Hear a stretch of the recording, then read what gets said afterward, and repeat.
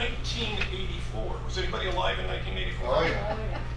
The global Church of the Nazarene asked Lisa and I if we would teach and train one marriage mentor couple in every Nazarene church in the world. And we were young and didn't know any better and said, sure, we'll do that. And they brought us in, and that was literally the mission, to teach and train one marriage mentor couple in every Nazarene church in the world. At that time, there were like 8,800 churches in North America, plus the world. So we got busy. What we didn't know in 1984 was the Nazarenes changed leadership every few years, changed slogans every few years, changed priorities every few years. All of them have been great. Every single slogan that's come down the pike in 40 years has been life-changing, and groundbreaking, and amazing, but different than the one before. So our mission has changed more times than I can count. But our mission from God is just to help marriages and families. So we've stayed true to that while helping Nazarene Church do what they do. If you forget everything else and just want to find us on the web, go to fight-trafficking.com. We're going to give away some free stuff. If you forget where to find that, go to fight-trafficking.com and track us down, and we'll help you find that stuff. I do teach at SNU in the psychology department, counseling, family studies. I teach at Point Loma and at Oklahoma Wesleyan University. I have nothing bad to say about those. Great schools. However, SNU is fabulous. Just, if you have a kid that age, or if you know a kid that age, talk to them about SNU. It's just an amazing school. Nothing negative to say, but Point Loma is pricey. It's well over $200,000 for a 4-year degree. So I wouldn't send a future family counselor there, or a future pastor there. But if you can afford it, it's a great school. But 3 great schools, but SNU is just far and away the best. So who are we today? Who are we? How many of us are married that are in? And you're, yeah, good, okay. Anybody a counselor? Okay. Anybody a minister? 3 of those, okay. Who's been married 20 years or more? Wow, 30 years or more. 40 years or more. Oh, okay, 35 years or more. 36. 39. Okay, what's yours? 35. Okay, you guys get a free book at the book table. Oh, How about that? thank you. Of your choice. Oh. Who's been married 10 years or less? Okay, cool. Anybody else 10 years or less? Tom Bennett, you get a free book at the book table. So, cool. How is marriage doing in the United States, would you say, just in general? I'm not asking as a professional person, just as a human being. Awful. Not good. Not good, okay? Confused. Say what? Confused. It is confused, isn't it? Yeah. Anybody posit that marriage is doing well or marriage is thriving? I'd be curious to see what evidence you would use for that claim if you made it. How many of you attend a church that has a thriving ministry to marriage couples? How many of you know of a church with a thriving ministry to marriage couples? Okay, in this state? Okay. Marriage is not doing well, and churches are not doing marriage ministry.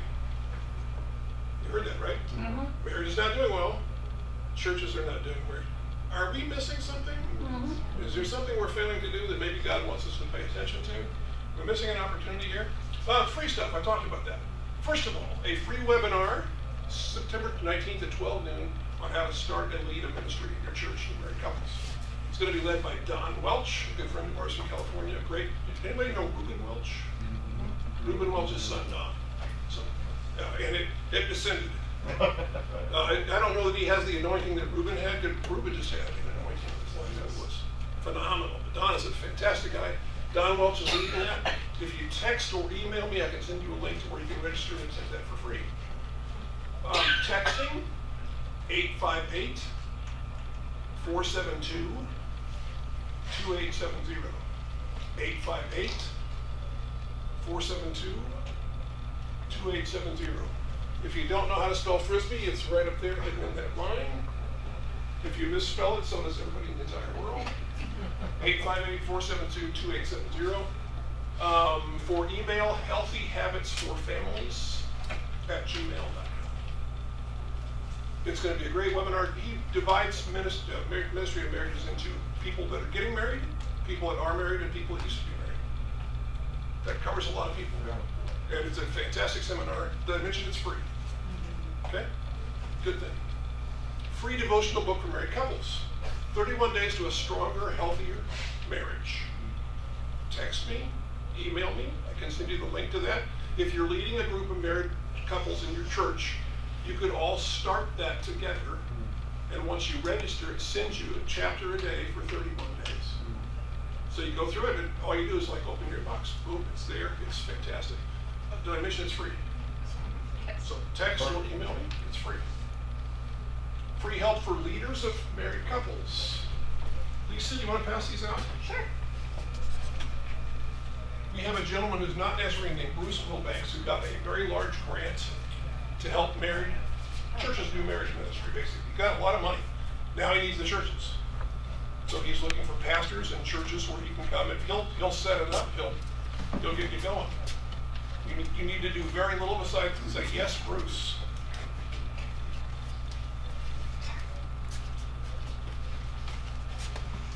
So, free things. Free webinar, free devotional book, free help for leaders.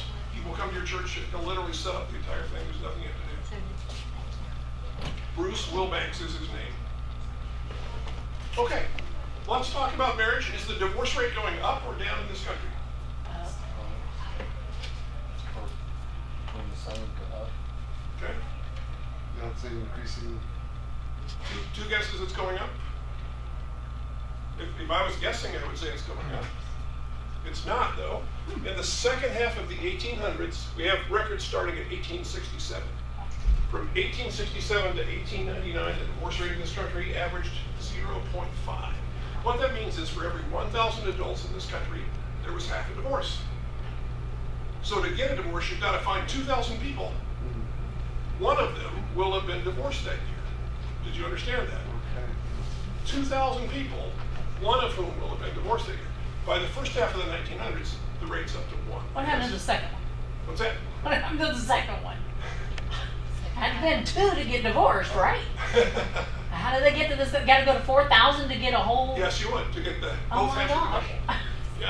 Yeah, thank you. How do you get that? First half of the 1900s, which is 1900 to 1949, the rate rises to 1. And it holds very, very steady at 1. It's still a remarkably low rate of people. Then things kind of explode. In the 50s and 60s, the rate goes to 2, up to 3.5. From the 70s to the 90s, it gets up to 5.3. That's more than 10 times greater, almost 11 times greater than the 0.5 we started with. Divorce explodes in the 50s and 60s, 70s to 90s. It hits an all-time high of 5.3 in 1979. How has it done since? Well, if that's the all-time high, Yeah, but it's gone down. it's gone down, and it's sinking steadily. 2000 to 2010, it fell from 4.7 to 3.6. 2010 to now, it's fallen from 3.6 to 2.3. I just saw the 2023 number is 2.2. So it's fallen to a rate about 4 times higher than it was in the 1800s, but it's fallen. Why are we having such success in the divorce rate? Nobody's getting married. Did you hear, Jeff? Fewer people are getting divorced because They're not getting married. they're not getting married in the first place. There's no way to measure the breakup of a couple that never married in the first place. There's no way to track that. So that's why fewer people are getting married. Let's see how marriage is doing. What's the trend there? U.S. marriage, we don't have 1867. We started 1900. Between the 1900s and the 1930s, the marriage rate is between 9 and 10 in the U.S. So if you find 1,000 people, 10 of them got married that year. In the Depression in 1932, nobody was alive then, right? My parents were babies, but they were alive. Okay? In the Depression, there's no money. It's a dust bowl. It's dry. It's horrible. There's no optimism. People are depressed. Our marriage rate fell to 7.9, which is a big drop. Big drop. Nobody's getting married in the Depression. But we bounce back. 40s and 50s. Goes back 10 to 12 is normal. Post-war high of 16.4 in 1946. Let's become a history class. What happens in 1946? Another war. Who comes home from the war? Yeah, they're coming home. Are they lonely? Do we think they're lonely? GIs come home from the war, they get married, they have kids. 1946, first year of the baby boom, which lasts until 1964. So the marriage rate just goes off the charts in 1946. It's just enormously high. Now, since then, the 60s and 70s, it's settled back into 8-10. Period high was 10.9 in 1979. Since the 80s, the marriage rate has been falling. The last time we had a 10 was in 1986. And I should have this in graph form, but from 1986 it's just gone. Very regularly, we did about 8 years in the 9s, 8 years in the 8s, 8 years in the 7s, 8 years in the 6s, we're in the low 6s. We're going to go to the 5s anytime. So, 8 to 10 is normal, period high is 1979, we dropped to 6. Currently, marriage rates are lower than during the Great Depression. When people are broke, there's no future, you're depressed about everything, you don't get married then. Yet less people are getting married. Why is that? I think a lot of it is how they grew up, like witnessing what they saw their parents go through, you know, like how they treated each other, how they dealt with things, obstacles that came their way, you know, did they stay together through that and work through it, or did they fight and things got really bad? I think Jeremy and I have been foster parents for over 6 years, and it's just the whole dynamic that you see. It's really saddening, but it's like the angle that I see it from is it's almost like they just hate each other, but instead of just divorcing or whatever, if they're not married, a lot of them aren't married, you know, it's just the fighting and the domestic violence and all the things that come with that just causes chaos. And I think a lot of kids that are growing up, they're like, well, I don't want that. If that's what that is, I don't want anything to do with that. Can you hear her okay? Yeah. Just me. We had a girl named Sarah in our youth group years ago whose father one day had called a family meeting at the kitchen table. Said, hey guys, I love you, but I need some space. Loaded up his truck, drove away. He needed some space across town for he and his girlfriend to have an apartment, which he didn't say at that family meeting, but which came to light. It deeply impacted both of his kids. And Sarah said, I will never get married. Sarah has lived with her partner in Florida for more than 20 years now. They're married in every possible way, but they've never gone through that because Sarah is deathly afraid of getting married. Doesn't make sense to me, but my parents stayed together. So it is experience-based. Well, it's much easier to live as though you're married, unmarried, Yes. than it would have been 50 years ago. Shoot, just going to the DMV alone, because I've been divorced. You have to get from birth to present day anytime you've changed your name. Oh, Yeah. Your name, Anytime you've changed your name. And for a female, I mean, I've been divorced. So you go from birth to first marriage, and you have to have marriage license and divorce records to show that it changed back to your original name, or if you kept that name and went on and they got married again or whatever. Just for the DMV. Yes, just for the DMV. Which has nothing to do with marriage. I know. Okay. Shoot, now that right there, right now, would make me never get married again. Never gonna get married again after this one anyway, but still. It's hard to find perfection. Oh my gosh. Anyway, move on. What did you say? He said it's hard for me to find perfection. We work in Florida fairly often. My parents' generation in Florida, these are like 80s, people in their 80s, are living together without marrying. These are church-going Christian people moving in with each other and living together without marrying, and they're in their 80s. So and is it because they're going to lose benefits if they do? It is. It's completely a financial It calculation. is a financial reasoning, yeah.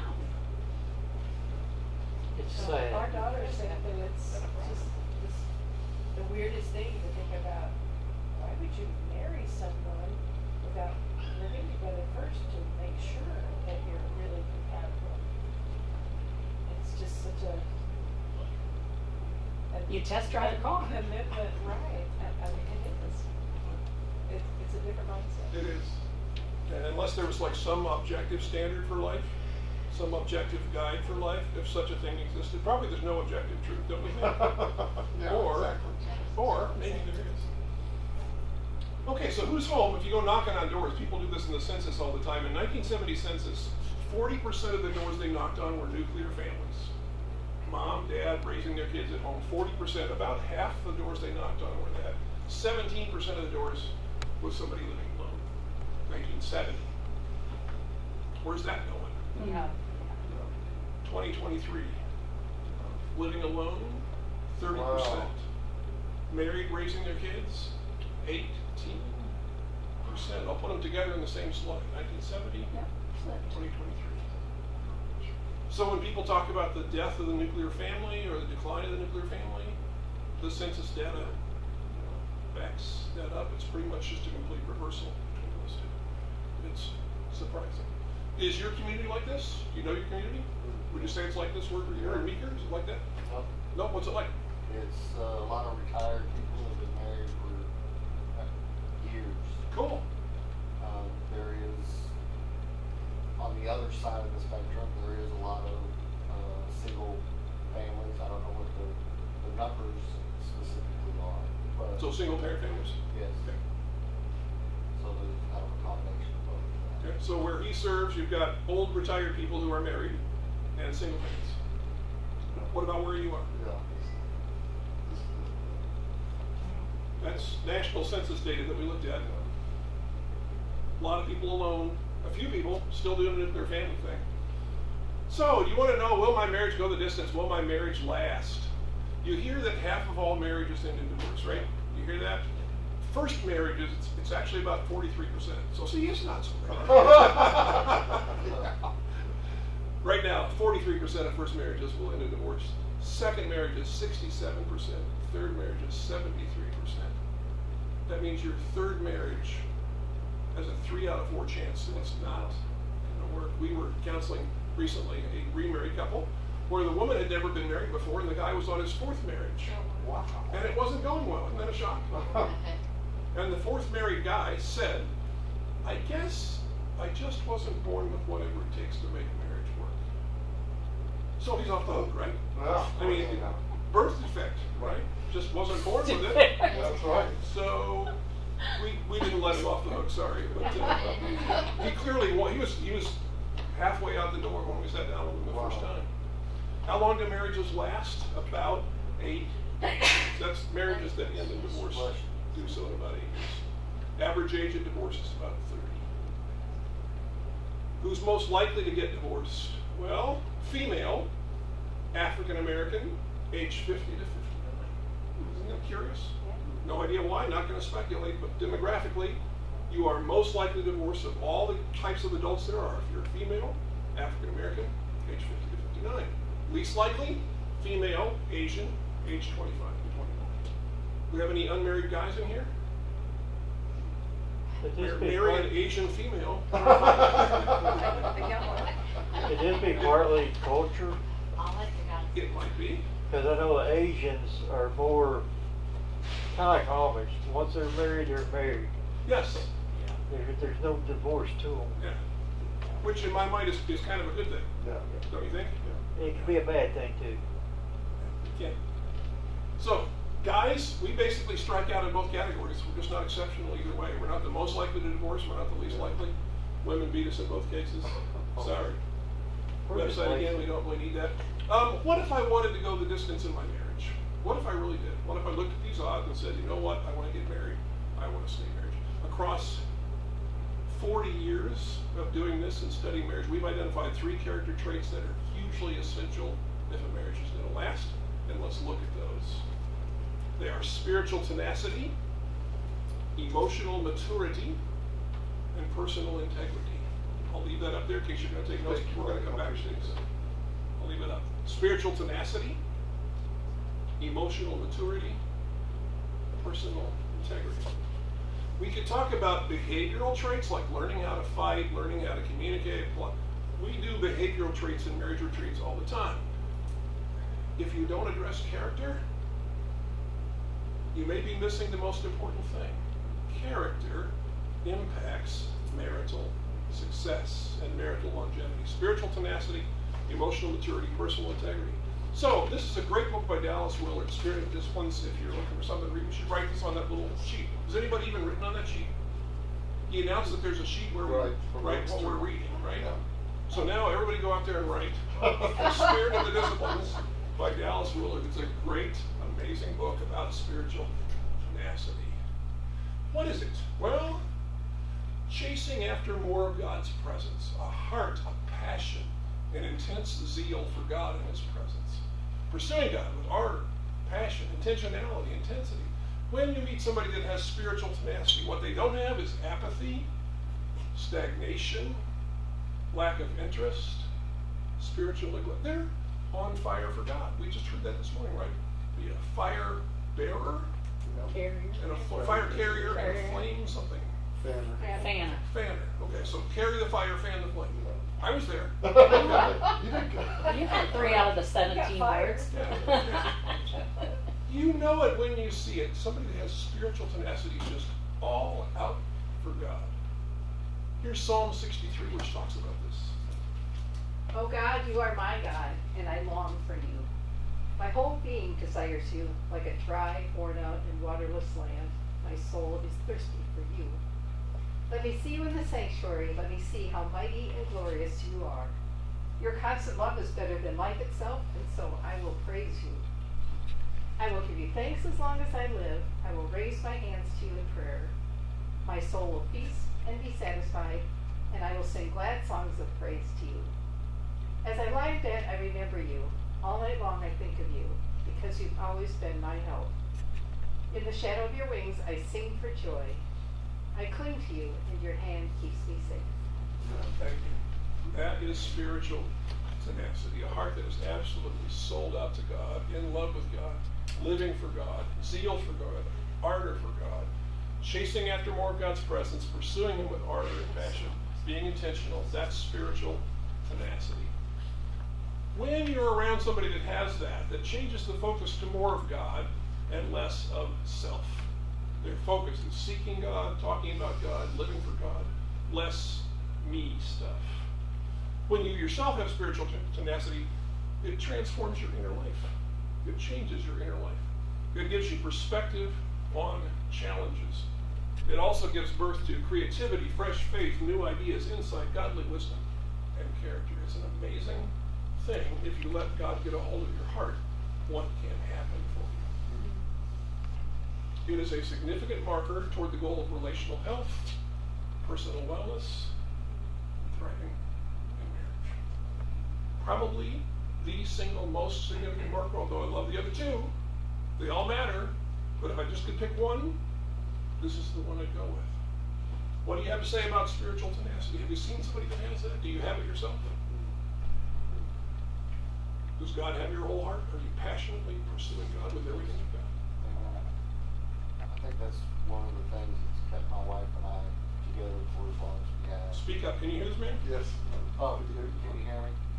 I think that's one of the things that's kept my wife and I together is our spiritual tenacity that we have for God. So you have it and your marriage partner has it. Yes. That's a recipe for success. Yeah. How long have you been married? 35 years. Congratulations.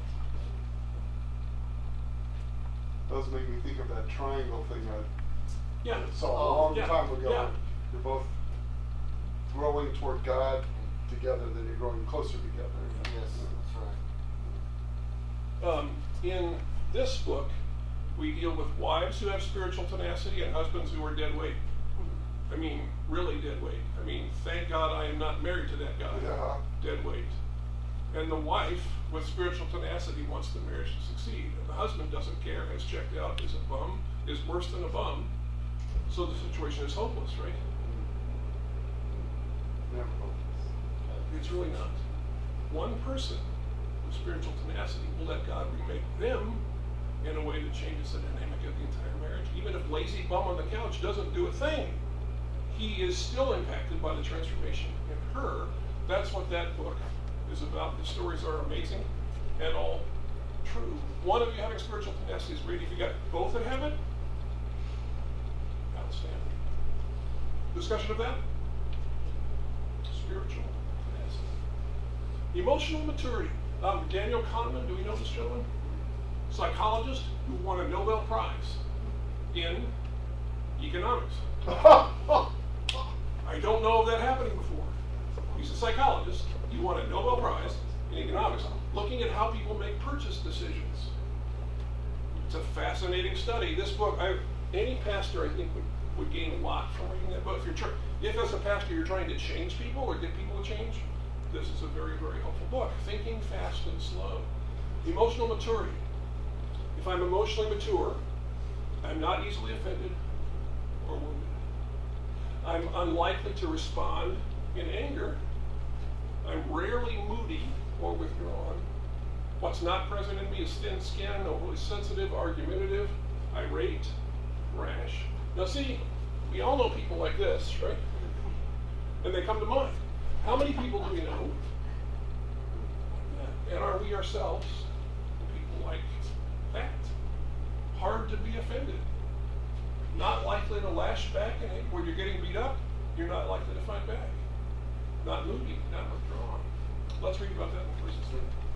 But the Spirit produces love, joy, peace, patience, kindness, goodness, faithfulness, humility, and self-control. There is no law against such things as these. And those who belong to Christ Jesus have put to death their human nature with all its passions and desires. The Spirit has given us life. He must also control our lives. We must not be proud or irritate one another or be jealous of one another. Okay. So if I wanted emotional maturity and I felt like I didn't have it, could I conceivably ask the Holy Spirit to fill me with more of His presence? And what are the fruits of the Spirit?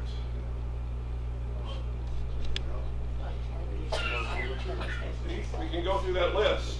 We're maybe not used to thinking of it as emotional maturity, but in a lot of ways, many of those things on the list reflect emotional maturity. Source, the Holy Spirit. Not easily offended, unlikely to respond in anger, rarely moody or withdrawn. I don't inject myself into issues so much when I'm mature. Don't you know people for whom everything is about them? You can start any kind of topic of any kind of conversation. Somehow, it's about them. Yes. When people are mature, that's less likely to happen. Emotionally mature people are more aware that there are actually other people in the world, so they're unlike California drivers. California drivers are very good drivers, they just don't know there's anybody else in the world. Growing up in California, you never hear that there are other people. There's only you, you're the center of the universe. So when you drive, there's only you. People are good drivers, they just don't know there's other people. Emotionally mature people are aware of others. They steady on through choppy waters. They have more compassion, less depression, and a whole lot less crises. You know people that have a crisis a minute, crisis a week. My very first pastorate. You're going to think I'm making this up. I've had such a life, I don't need to make stuff up. Why would I bother? Every night. Not most nights. Every night at 10:30. This woman would call me, Pastor, I'm just really going through something right now. Pastor? Every single night, I think she finished watching the news, 10 o'clock news, it went off, Pastor, I'm just really going through something right now. And we'd go 45 minutes, an hour, hour and a half on the phone at 10:30.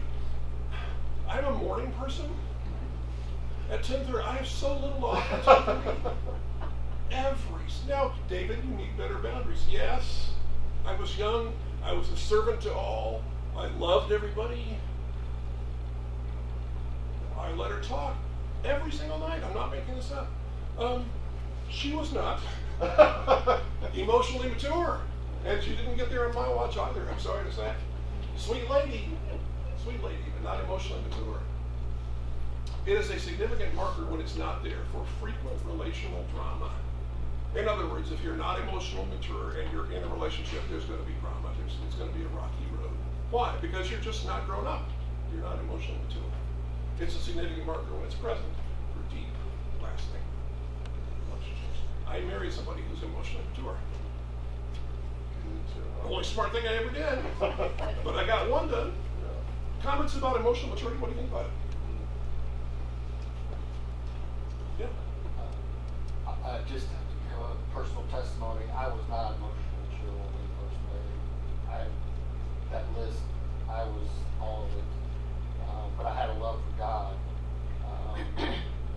But my wife, as you said, my wife was the mature one.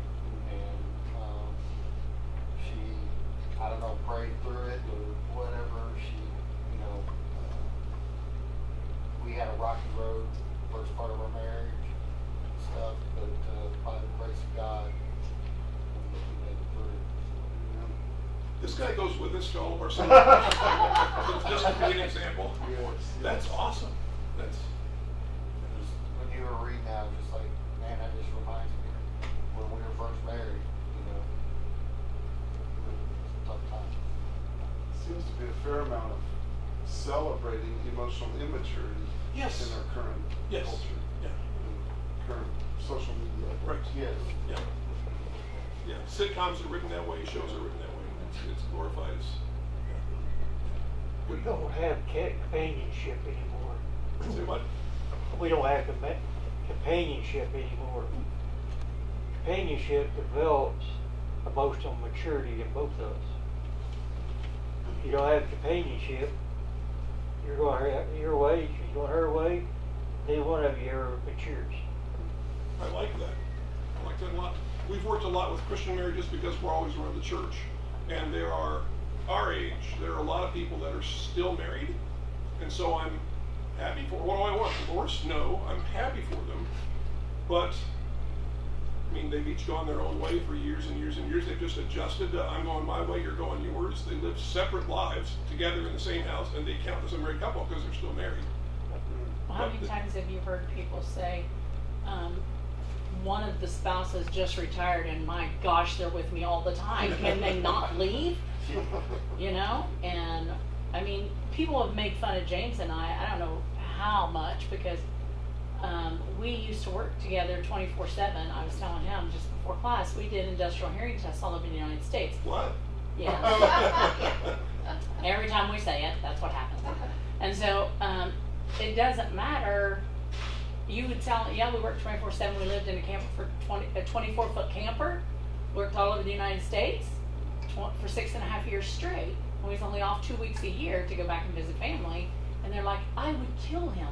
I would kill him. I said, well, it took us 3 months for him to learn to stay out of my way. But after that, you know, we were good. But people say, there's no way I could work with my spouse. Then why did you marry them? Why? If you don't want to spend any time with them, why did you marry them? It's a fair question. And we used to ask it a lot. And I tell you right now, and I'm not bragging, I can go to Walmart and be doing something. She gets out of my sight. When she walks up to me, puts her hand on my back, I don't even turn around. I know who it is. It's because I've slapped you so many times. You're catching on. I know. How long have you been married? 20 years. Congratulations. And he's my third, and I'm his first. She's a didn't slow say, learner. say what? She's a slow learner. I didn't say this because this is not a seminar for remarried couples, but we've spent much of our life working with remarried couples. I have been to several 50th anniversaries of remarried couples, Mm-hmm. and that just, I mean, the 50th anniversary is pretty cool. It is. But in somebody who's been married before, and this is a new thing, they went 50, Yeah. that's cool. You're going to get there. That's what we're shooting for. Good. Personal integrity. Boy, that matters. An authentic and transparent walk. A deep respect for righteousness. What you see is what you get. I need to speak carefully. We work with pastors and missionaries a lot. And I love pastors and missionaries more than I love normal human beings. I'm sorry, if you're not a pastor or missionary, I still love you, but I love pastors and missionaries more. But sometimes, especially pastors, get caught up with how things appear to be and maintaining a certain appearance because they think it's required or will help them some way. And if the church is not going just like so, they're all freaked out. And the last thing on earth they care about is being authentic or transparent in their walk. They care about how the church looks or how the family looks or how the marriage looks or how things seem to be. Is that a unique problem for pastors, or does everybody do that? I think that's everyone, especially social media these days. They just post what they want people to see. I call it the highlight reel. You know, just people scroll through, seeing the highlights, and start comparing. Well, my marriage is his theirs, whatever else you want to compare. But yeah, I don't think there's much authenticity. But I wish I could definitely try not to do that. We just finished up a series at our church about mental health and being real with people about the struggles and stuff.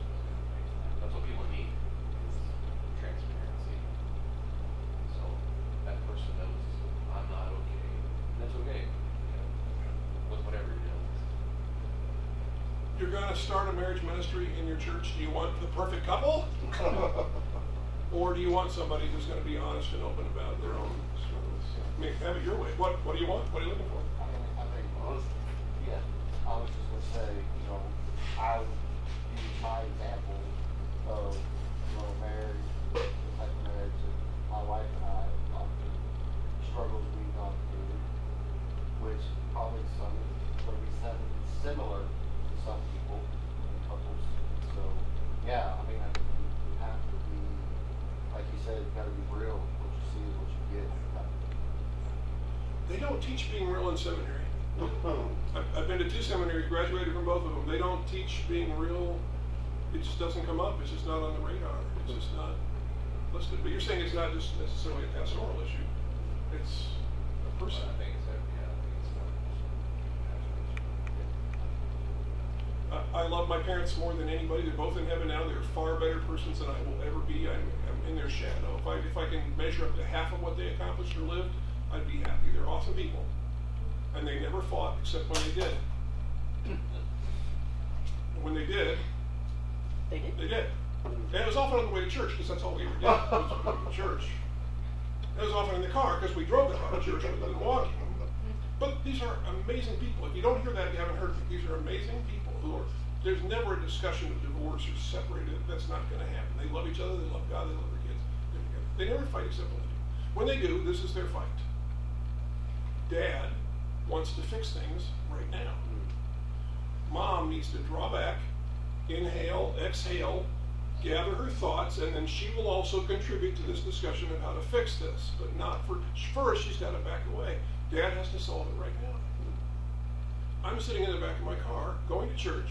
I'm 6 or 8 years old. I don't know I'm going to grow up to be a counselor. I don't know I'm going to get a PhD. I know nothing. I do know my father's an idiot. Dad, shut up. Mom loves you. Quit browbeating her. Just, Dad, shut up. Let Mom cool down. You'll talk it through. Everything will be fine. I was a brilliant 6-year-old, a brilliant 8-year-old. Then I got married.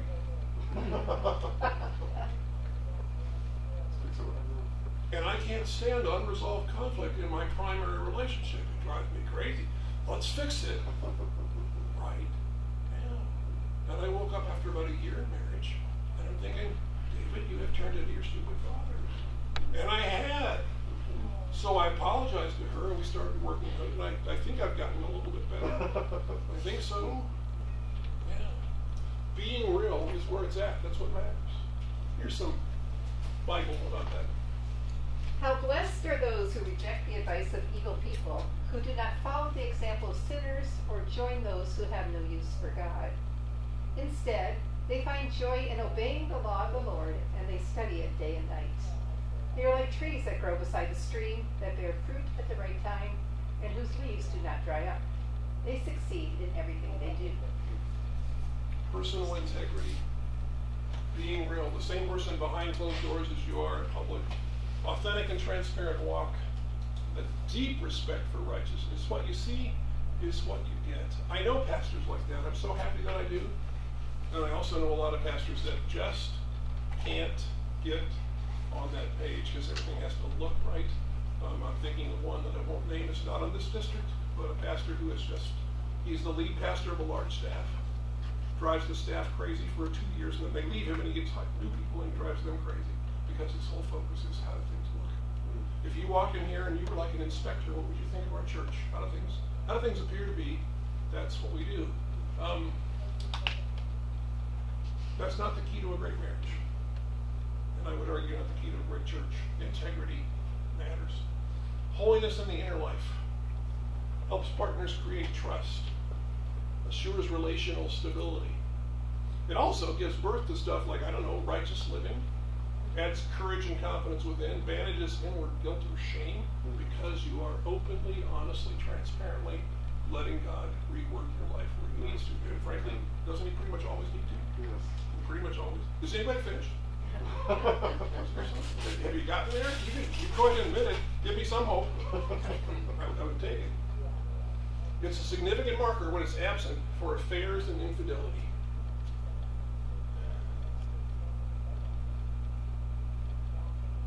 Working with two pastors right now who have both had emotional affairs, not physical affairs. So they claim, and I have not. I'm just taking that as it's presented. It's presented to me that there was no physical activity.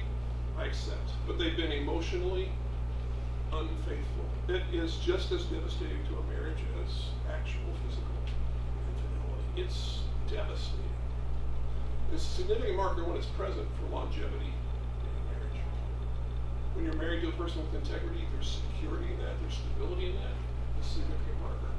What do you think about personal integrity? Well, if you look in the mirror at yourself in the morning, you ain't got no integrity. Say it again? If you can't look yourself in the mirror of the morning without being ashamed of yourself, better start praying. Yeah, thank you. This is an older book, and it's not as easy to read as Dallas Willard, but a really good book on the topic of integrity by Henry Cloud, who's a psychologist and a very good one, Christian psychologist, very, very good one. It's a major marker for affairs and infidelity when it's not present. And when it's present, you're in good shape. Comments, questions?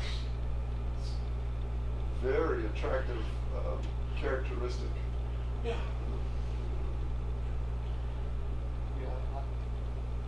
Yeah, I was thinking, that's not something that's on the questionnaire when you're dating somebody, if they have integrity or not. Because that is very important, especially in our world today, having that integrity. We've been doing this for a while. We're not perfect. We've been counseling marriages for a while. I'm not holding us up as good at anything, but having done it for a while, when I have a 40-something woman considering marriage to some guy she's been dating now, I tell her, get a background check and check the financials. Now, isn't that evil of me? Get a background check. It is amazing.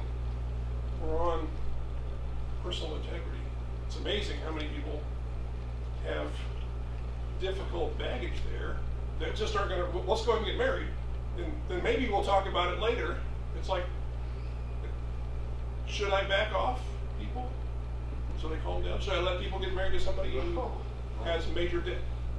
Time after time after time, we've watched good, wise Christian people get married to somebody who has major debts. Debts aren't per se evil, but if you just married into it, it's going to affect the rest of your life or a large part of your life. Why didn't that come up? Because personal integrity wasn't present. Comments there? Well, you have to, I don't mean to make light or make a joke of it. Look at marriage like buying a car, a used car. You go to Carfax and look up what happened to that car before you buy that car, before you put the money up for that car, before that car breaks down, before you get out of the parking lot. Same way with marriage. You've got to look at the background, where they really are. Go to church with them. See if they actually do attend that church. You know, you've got to do some research before you just say, hey, I'm going to marry that one. Because it looks nice. I may use that. That's really good. The Carfax, I've never thought of that before. I like that. You don't buy anything without doing some research. I don't. You're right. Especially in our society today, with information at your fingertips.